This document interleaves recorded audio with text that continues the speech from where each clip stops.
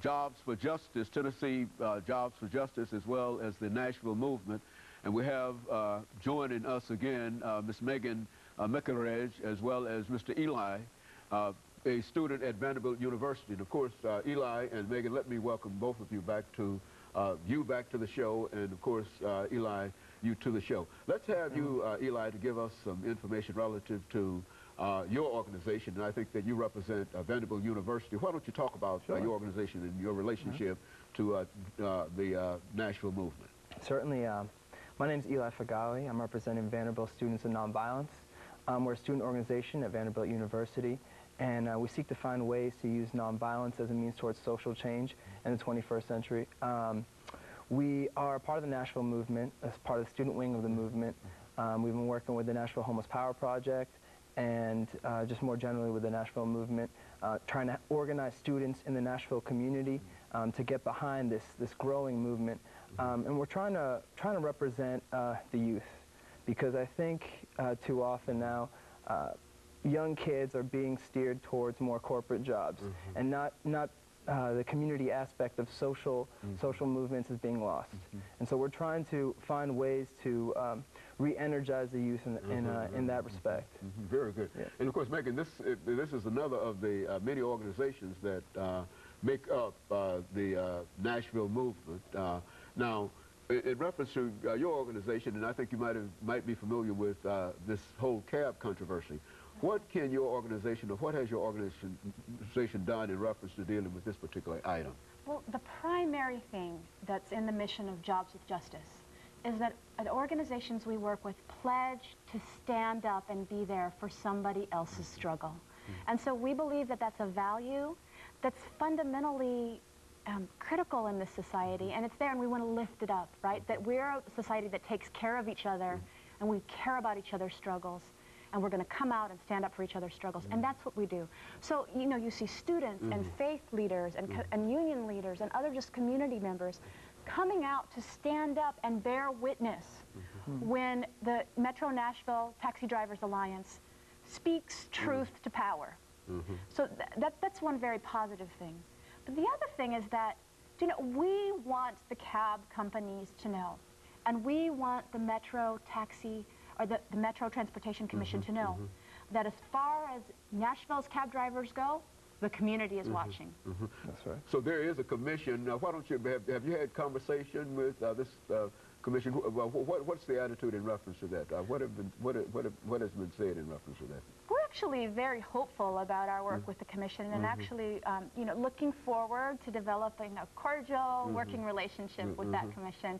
We're looking forward to the day when the community can support a cab driver to sit on the commission that actually oversees their industry. We believe that the people who are in an industry and directly affected by the issues in that industry are the experts around how decisions should be made, and should be able to sit in a panel of other experts around saying how our tourism industry and the transportation aspect of our tourism industry, how that should go. How are these commissioners appointed? I mean, are they appointed by the city? I mean, how do they get to be commissioners? Ultimately, the mayor, Carl Dean, appoints the commissioners with advice from his staff.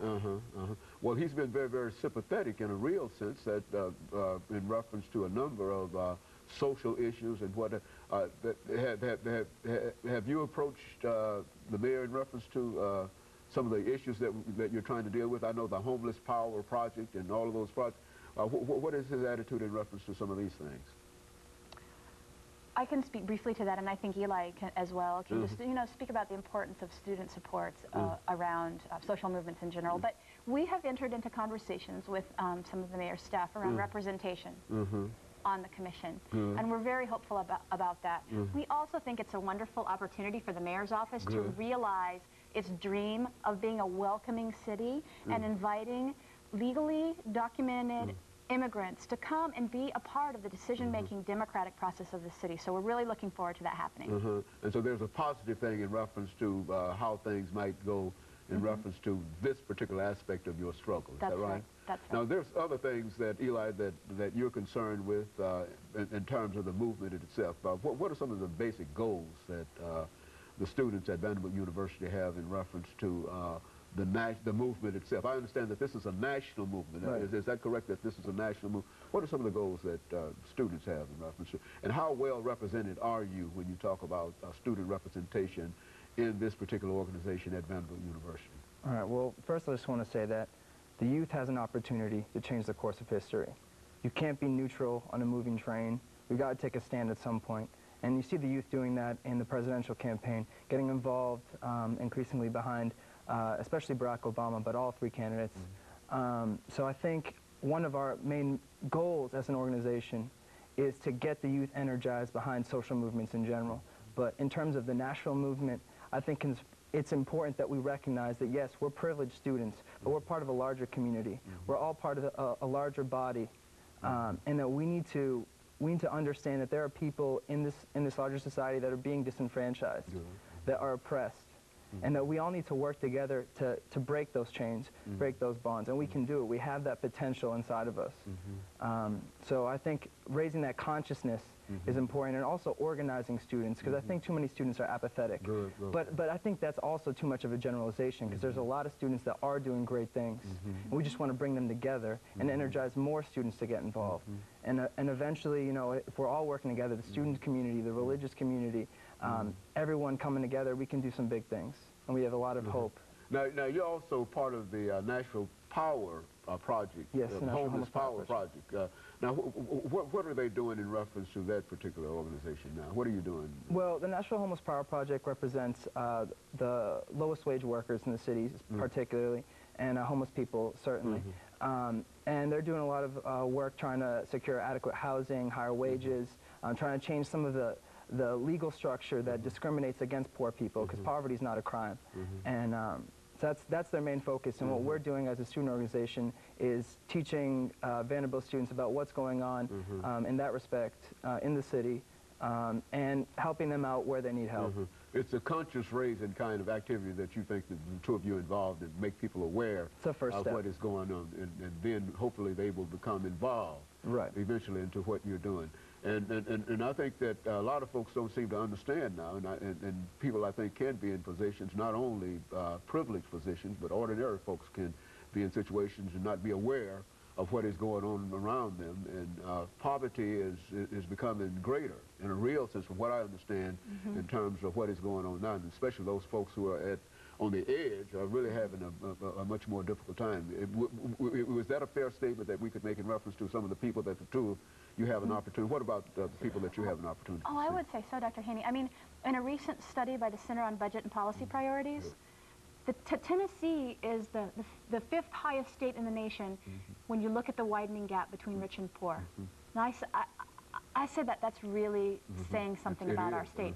And you have heard from people who are directly experiencing in their industries what that's like.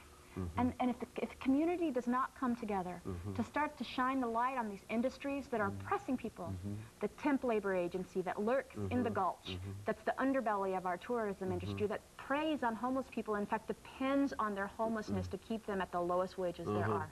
Just look at Vanderbilt University, $3 billion endowment, and our workers don't have a living wage. We have workers working 2-3 jobs just to get by. That's unacceptable to me. And Vanderbilt does some great things for their workers, especially compared to other companies in the city. But with this kind of this kind of money that they have, the resources that they have, to not provide for their own workers that are cleaning the bathrooms, that are making sure that everything's running smoothly, I think, to me, that's a disgrace.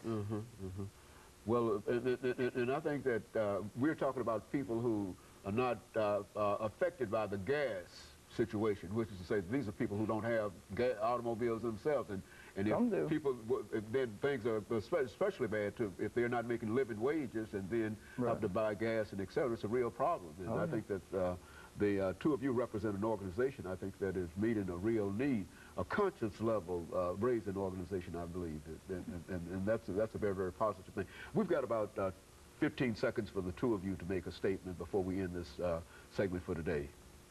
15 seconds. 15 seconds? Well, I just hope that people that are watching today, if this is interesting to them, that they come and get involved. There's always opportunity. I know people are busy, got a lot of things going on in their lives, but even just one day out of the week, just getting involved, organizing, raising consciousness of your friends and family can make a big impact. Very good.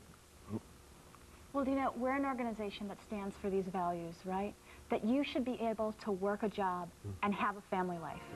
And we're all coming together to make sure that happens. Thank you. And of course, let me thank the two of you as well as other participants for coming by and giving us that excellent information.